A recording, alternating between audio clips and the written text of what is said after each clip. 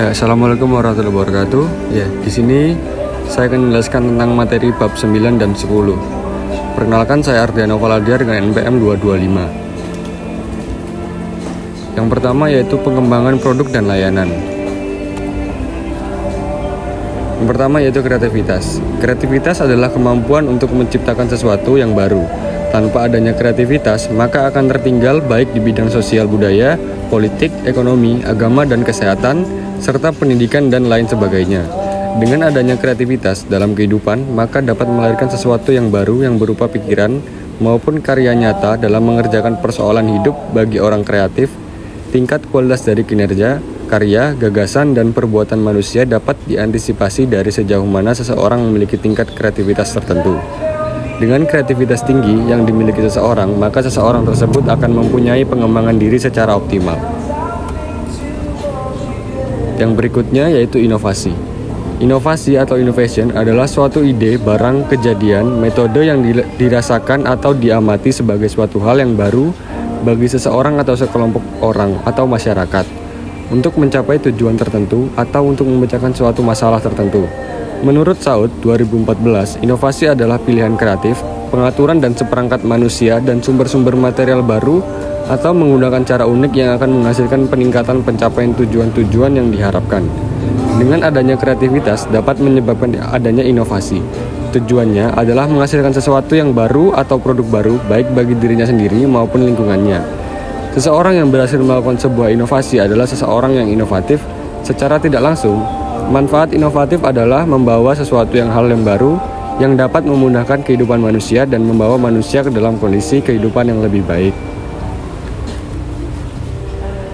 Yang selanjutnya yaitu desain. Desain adalah menggambarkan tampilan, pengaturan, dan cara kerja sesuatu.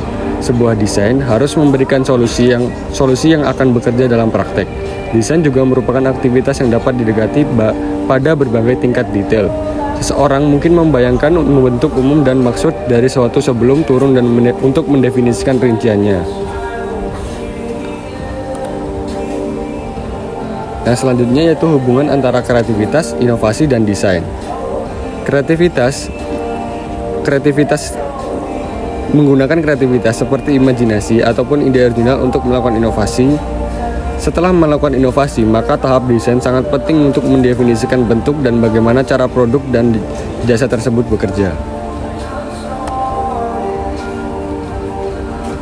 Berikut ini adalah cara dalam memunculkan kreativitas, inovasi, dan desain. Yang pertama, yaitu mengamati permasalahan pasar. Kita harus mengamati permasalahan apa saja yang ada di pasar, sehingga dari masalah yang ada, kita dapat memunculkan ide untuk melakukan inovasi dan desain. Yang kedua, menganalisa produk sejenis. Menganalisa produk sejenis berarti kita diharuskan untuk mencermati apa yang sekiranya dapat kita inovasi dari produk sejenis. Yang terakhir yaitu membuat desain yang menarik. Ide yang telah kita dapat hendaknya dirancang dengan desain yang menarik agar dapat menjadikan suatu ciri khas. Yang selanjutnya yaitu perumusan strategi operasi. Perumusan strategi operasi adalah proses praktis untuk mengartikulasikan berbagai tujuan dan keputusan yang membentuk strategi. Tidak seperti manajemen operasi sehari-hari, merumuskan strategi operasi kemungkinan hanya merupakan kegiatan sesekali. Beberapa perusahaan akan memiliki siklus perencanaan reguler, misalnya tahunan, dan pertimbangan strategi operasi dapat menjadi bagian dari ini. Tetapi tingkat perubahan yang dibuat dalam setiap siklus tahunan kemungkinan akan terbatas. Dengan kata lain, proses lengkap dalam merumuskan strategi operasi yang sama sekali baru akan menjadi peristiwa yang relatif jarang terjadi. Yang berikutnya, analisis untuk formulasi. Yang pertama, menganalisis kebutuhan pasar. Analisis pasar adalah suatu kegiatan penganalisian atau penyelenggaraan untuk mempelajari berbagai masalah tentang keadaan pasar. Jika melakukan analisa yang baik dan tepat, perusahaan akan lebih bisa memahami keadaan pasar yang sesungguhnya, sehingga strategi yang dilakukan untuk memasarkan produk atau bisnis akan berjalan dengan baik, sehingga keuntungan bisnis perusahaan meningkat. Selain itu, dengan memahami detail apa yang menjadi penggerak terhadap permintaan, produk atau layanan yang ada dalam pasar, serta mengeksplorasi banyak model praktis yang ada, sangat bermanfaat untuk membantu para praktisi menilai persyaratan pasar. Yang selanjutnya yaitu menganalisis kemampuan sumber daya. Menganalisis kemampuan sumber daya operasional merupakan singkatan dari SWOT. SWOT sendiri adalah Strength, Weakness, Opportunity, dan Threat. Analisis SWOT adalah titik awal yang baik untuk analisis sumber daya operasi. Mekanisme ini menghubungkan faktor internal dan eksternal. Meskipun analisis SWOT sangat sulit untuk dimasukkan ke dalam proses perencanaan yang efektif, kekuatan dan kelemahan dari SWOT sangat berguna. Yang terakhir yaitu menganalisis kelebihan dan kekurangan ide. Menganalisis kekuatan dan kelemahan adalah titik awal untuk memahami sumber daya. Tantangan berikutnya adalah memahami kemampuan. Ide kapabilitas inti sangat penting untuk memahami bagaimana strategi operasi dapat dipertahankan dari waktu ke waktu. Yang selanjutnya yaitu implementasi pada perusahaan Renault. Salah satu ambisi Louis Switzer sebelum dia pensiun sebagai ketua produsen mobil Prancis Renault adalah untuk memproduksi 5.000 euro mobil. Tujuannya adalah untuk memproduksi kendaraan berbiaya rendah yang ditargetkan untuk negara berkembang. 80% konsumen yang belum pernah memiliki mobil tinggal di negara berkembang. Namun, tampaknya juga ada permintaan yang sangat tinggi di barat untuk mobil utilitarian.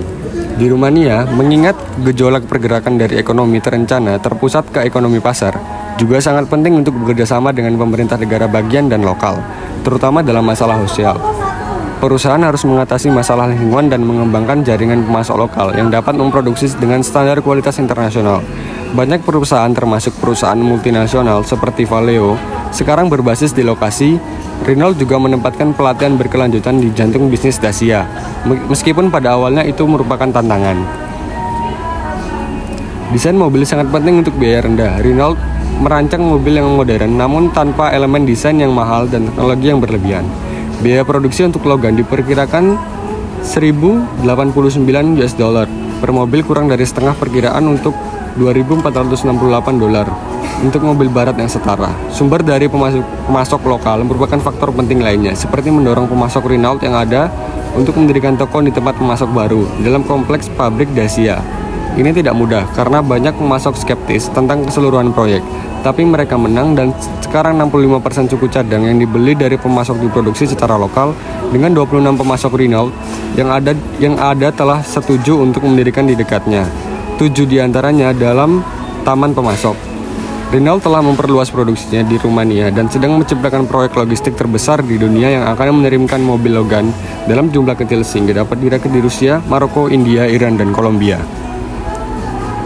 Terima kasih. Wassalamualaikum warahmatullahi wabarakatuh.